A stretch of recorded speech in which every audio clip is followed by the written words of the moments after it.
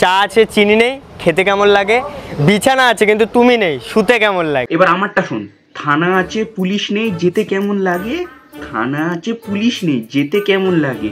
বস্তি আছে তুই নেই, দেখতে কেমন লাগে? রাতে আমার ঘুম আসে না তোমায় নিয়ে ভাবতে, তাই তো তোমায় নিয়ে যেতে চাই আমার ওই বেডরুমে কামরাতে। তা বোন, এইসব স্ক্রিপ্টের আলতু ফালতু কথা বলার জন্য তোমাকে এই ছোট লোক টিটু, কি বলছি, প্র্যাঙ্ক বয় টিটু কত টাকা দিচ্ছে? বিগত 70 ঘন্টা ধরে আমি এখানে দাঁড়িয়ে আছি। আচ্ছা তাই তো বলতো কদিনে 70 ঘন্টা হয়? আচ্ছা একটা কথা বলবো, তুমি তো ন্যাকা কেন? আচ্ছা মেয়েটা ন্যাকা, তাহলে তো তুই চিটিং বাজ, ধপবাজ, বাতেলাবাজ। কথা কি ক্লিয়ার না ভেজাল আছে?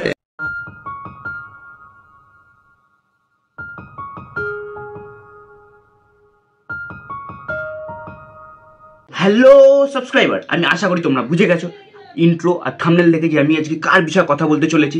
আর বকবো না, পরের পাটে যাওয়া যাক। ও শুধু এইখানেই নাকামো করছো, বাইরে কোনো জায়গায় করো না? সবাই কি তোর মতো নাকি চতুর্দিকে ধান্দা পাতিয়ে বসবে? 4-5 জনকে হাতে লাইট দিয়ে দাঁড় করিয়ে রাখবো যে ফোকাস কর। কেন ভাই, তুই কি ওকে নিয়ে ব্লু ফিল্মে শুট করতে যাবি নাকি? না, কালী পুজো 2 দিন সোনুদা নয়, একদিন সোনুদা আর সোনুদার বন্ধু আছে না আরেকটা। ওরে বাবা রে, তুই তো বেছে বেছে একদম তোর মতোই জুটিয়েছিস, তোর থেকে উপরে যায়, তোকে নিচে ফেলে দিয়ে টপে চলে গেছে। শীতে কম্বল জড়িয়ে মারি আমি হ্যান্ডেল। এবার তুমি যদি রাজি হয়ে যাও, আমাদের হয়ে যাবে বিয়ের প্যান্ডেল। প্যান্ডেলের বাস হয় খুব মোটা, তোর পেছনে ঢুকিয়ে দেবো আমি গোটা। তার কাছে গিয়ে বলবে একটু লজ্জাও লাগছে আমার। ভাই মিথ্যে কথা বলিস। ও তোর তো ভিডিওগুলোই মিথ্যে মিথ্যে। এবার লেখো যে আমার যখন কষ্ট হয় তোমার ছবি দেখেই বার করে নি। হ্যাঁ চোখের জল। ভাই আমার যখন খুব রাগ হয়, খুব মানে বুঝতে পারছি কি করতে ইচ্ছা হয়, তখন আমি তোর ভিডিও দেখে নি, দেখেই মেরে নি। খিস্তি। তুমি যদি আমার ভালোবাসা রাজি না হও তাহলে তোমাকে একদিন সবাই লাগাবে, কিন্তু আমি লাগাবো না। আর ইসে কি বলে হলুদ হলুদ। দেখ ভাই, তুই যদি না শুধরাস তাহলে তোকে কেউ দেবে না।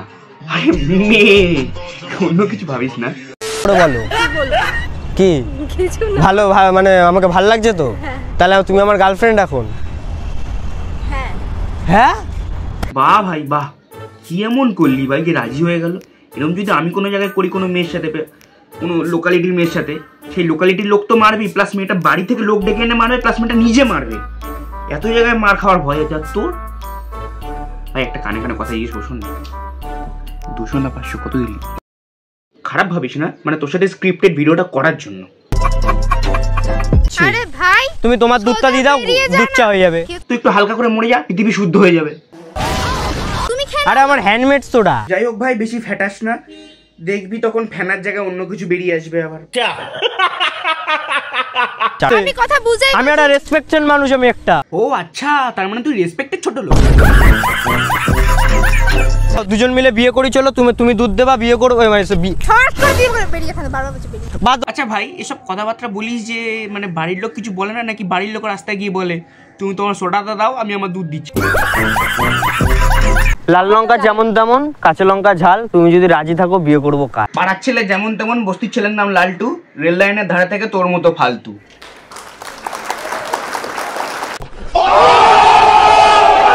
আমি কিন্তু ভ্যান ফ্যান থেকে লাফ দিয়ে মারা যাবো। এই জন্য বলি শিক্ষার বড়ই দরকার। কারণ দেখো, ও হয়তো ভাবছে যে পাবলিকের কপালে বোকাটাস লেখা, আর তা নাহলে ও নিজের কপালে খোদাই করে গান্ডু লিখিয়েছে।